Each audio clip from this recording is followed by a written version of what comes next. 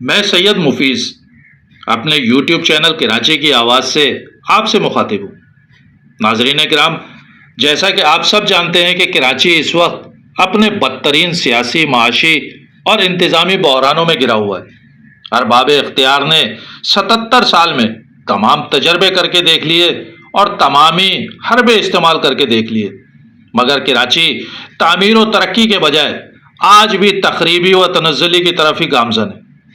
اور اس تباہی اور بربادی میں ویسے تو سبھی نے اپنی اپنی حیثیت اور بساط کے مطابق پوری ایمانداری اور دیانتداری کے ساتھ حصہ ڈالا ہے، مگر پیپلز پارٹی کیونکہ پچھلے 18 سال اور اس سے پہلے عددی برتری کے باعث سندھ پر تسلسل کے ساتھ قابض رہی ہے، اور جس کا کہ حال ہی نہیں ماضی بھی گواہ ہے کہ اس جماعت اور اس کے بانی سمیت تمام ہی رہنماؤں نے کراچی دشمنی میں اپنی تمام حدیں پار کر لی ہیں۔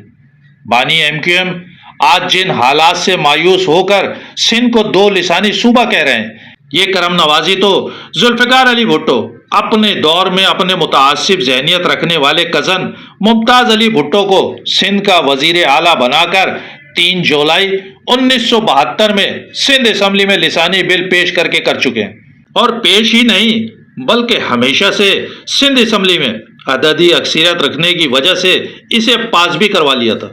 یعنی بقول رئیس امروی کے کہ اردو کا جنازہ ہے ذرا دھوم سے نکلے، تو اردو زبان اور مہاجروں سے تعصب اور نفرت کوئی آج یا کل کا قصہ نہیں، یہ تو لیاقت علی خان کی شہادت اور فاطمہ جناح کے قتل سے ہی شروع ہو گیا تھا۔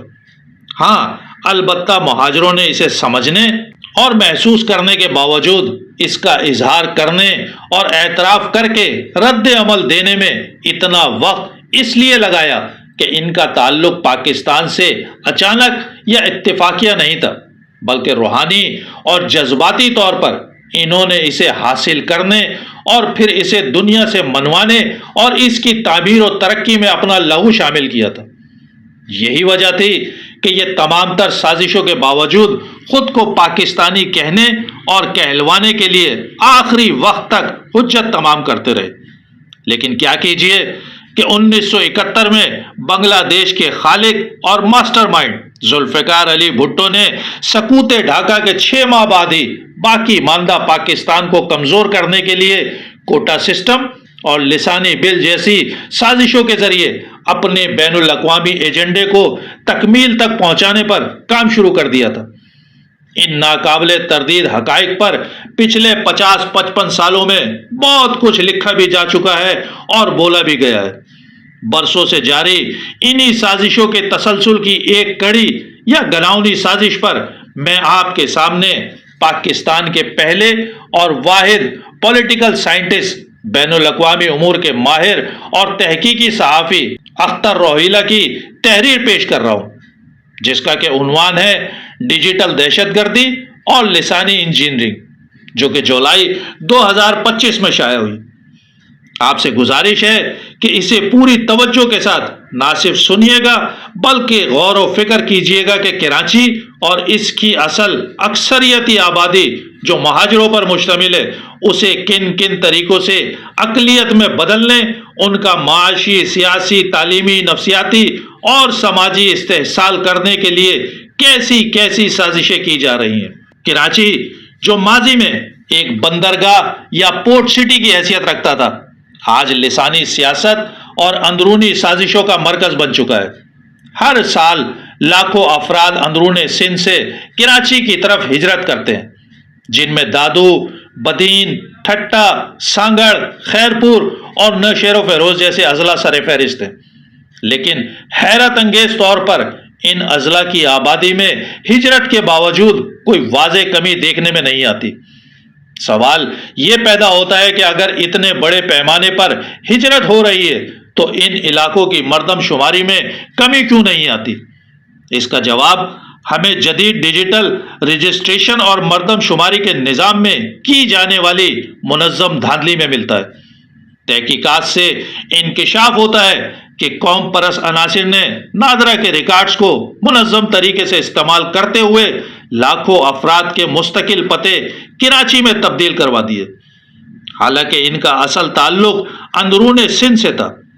ان افراد کے شناختی کارڈوں پر پتہ گلشن حدید، ملیر، کورنگی، لانڈی اور سہراب گوٹ جیسے کراچی کے علاقوں کا درج کیا گیا، جبکہ وہ پیدائش کے لحاظ سے لاڑکانہ، خیرپور، دادو یا سانگڑ کے باسی ہیں۔ اس حربے کا مقصد صرف یہ نہیں کہ انہیں شہری سہولیات ملیں، بلکہ اصل ہدف کراچی کی مردم شماری اور لسانی شناخت پر اثر انداز ہونا ہے، تاکہ سندھی بولنے والوں کا تناسب مصنوعی طور پر بڑھا کر دکھایا جائے۔